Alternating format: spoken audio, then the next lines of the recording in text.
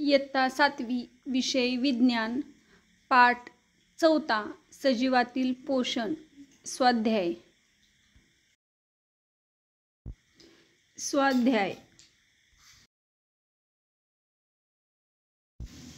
अन्न प्रकारानुसार वर्गीकरण करा। वाघ, गाय, गिधाड, जीवाणू, हरिण, शेळी, मानव, कवके, सिंह, म्हैस, चिमणी, बेडूक, झुरळ, गोचिड। शाकाहारी प्राणी गाय, हरिण, शेळी, म्हैस। मांसाहारी प्राणी वाघ, सिंह, बेडूक। मिश्राहारी प्राणी चिमणी, मानव, झुरळ। स्वच्छताकर्मी गिधाड। विघटक मृतोपजीवी आणि परजीवी। मृतोपजीवी जीवाणू आणि कवके आणि परजीवी गोचिड। प्रश्न दुसरा योग्य जोड्या जुळवा। अ गट ब गट।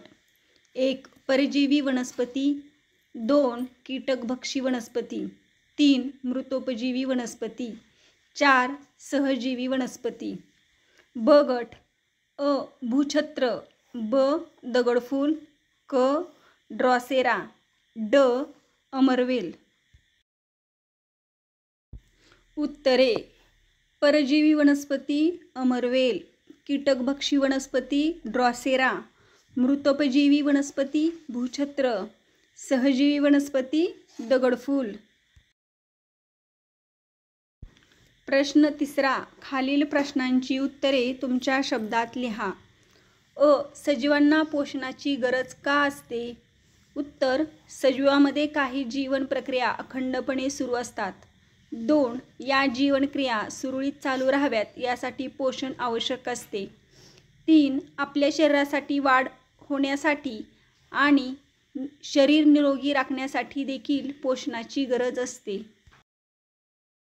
वनस्पतीची अन्न तयार करण्याची प्रक्रिया स्पष्ट करा। उत्तर प्रकाश संश्लेषण या प्रक्रियेने वनस्पती अन्न तयार करतात। जमिनीतील पाणी, क्षार व इतर पोषक तत्वे आणि हवेतील कार्बन डायऑक्साईडचा उपयोग करून हरितद्रव्ये व सूर्यप्रकाशाच्या साहाय्याने वनस्पती पानामध्ये अन्न तयार करतात। म्हणून वनस्पतींना स्वयंपोषी म्हटलं जातं। प्रकाश संश्लेषणाचे रासायनिक समीकरण कार्बन डायऑक्साईड प्लस पाणी 6CO2 प्लस 6H2O प्रकाश ऊर्जा हरितद्रव्ये अन्न glucose plus oxygen C6H12O6 plus 6O2। या प्रक्रियेमध्ये हवेत ऑक्सिजन सोडला जातो। परपोषी वनस्पती म्हणजे काय? परपोषी वनस्पतींचे विविध प्रकार उदाहरणासहित लिहा किंवा परपोषी वनस्पती कशा जगत असतील आणि त्या कोठून अन्न मिळवत असतील।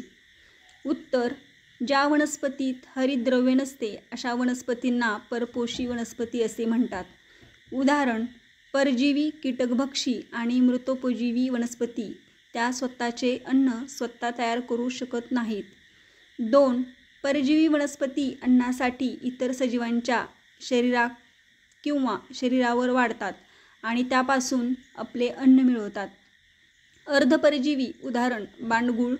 बांडगुळ आधारासाठी मोठ्या वृक्षावर असतो। या वृक्षाकडून क्षार व पाणी शोषून स्वतःचे अन्न तयार करतो।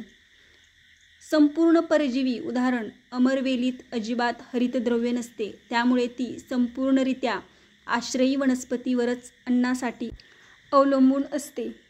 कीटकांचे भक्षण करून जगणाऱ्या वनस्पतींना कीटकभक्षी वनस्पती म्हणतात। उदाहरण घटपर्णी ड्रॉसेरा। 4. मृतोपजीवी वनस्पती या मृत अवशेषांचे विघटन करून पोषक द्रव्य शोषण करतात। उदाहरण कवकवर्गीय सजीव। इ. प्राण्यामधील पोषणाचे विविध टप्पे किंवा पायऱ्या स्पष्ट करा। उत्तर प्राण्यामध्ये पोषणाचे 5 महत्त्वाचे टप्पे आहेत। 1. अन्नग्रहण अन्न मुखावाटे शरीरात घेणे म्हणजेच अन्नग्रहण करणे हा पहिला टप्पा आहे। 2. पचन निरनिराळ्या विकारांच्या साहाय्याने अन्नाचे रूपांतर विद्राव्य घटकात केले जाणे म्हणजेच पचन। संपूर्ण पचनसंस्थेत अन्नाचे पचन होत असते। 3. शोषण या टप्प्यात पचनातून तयार झालेले विद्राव्य घटक रक्तात शोषले जातात। लहान आतड्यात हे शोषण होते। 4. सात्मीकरण, आतड्यातील रक्तवाहिन्यात शोषलेले द्रावणीय अन्न घटक शरीरातील पेशी व उतीमध्ये वाहून नेणे आणि त्यामधून ऊर्जा निर्मिती केली जाणे म्हणजेच सात्मीकरण होय.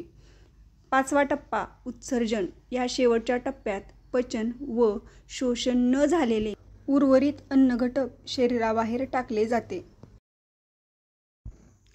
एकाच पेशीत सर्व जीवनक्रिया होणारे एकपेशीय सजीव कोणते? उत्तर: पोषणासंबंधीच्या सर्व क्रिया एकाच पेशीत होणारे प्राणी म्हणजेच अमिबा, युग्लिना आणि पॅरामेशियम हे सारे एकपेशीय सजीव आहेत. प्रश्न 4. कारणे लिहा. 1. कीटकभक्षी वनस्पतीचा रंग आकर्षक असतो. उत्तर: कीटकभक्षी वनस्पती या कीटक खातात आणि आपल्या अन्नाची गरज भागवतात. असे कीटक स्वतःकडे आकर्षित करून घेण्यासाठी त्यांचा रंग आकर्षक असतो. 2. फुलपाखराला नळीसारखी लांब सोंड असते. उत्तर: कीटकामध्ये खास कार्य करणारे मुखावयव असतात. फुलपाखरू फुलातला रस शोषते आणि त्यासाठी त्याला नळीसारखी सोंड असते. त्याचा वापर करून ते अन्न ग्रहण करते. प्रश्न 5. वनस्पती आणि प्राणी यांच्या पोषण पद्धतीनुसार ओघ तक्ता तयार करा. पोषण. वनस्पती आणि प्राणी. वनस्पती स्वयंपोषी, परपोषी, सहजीवी.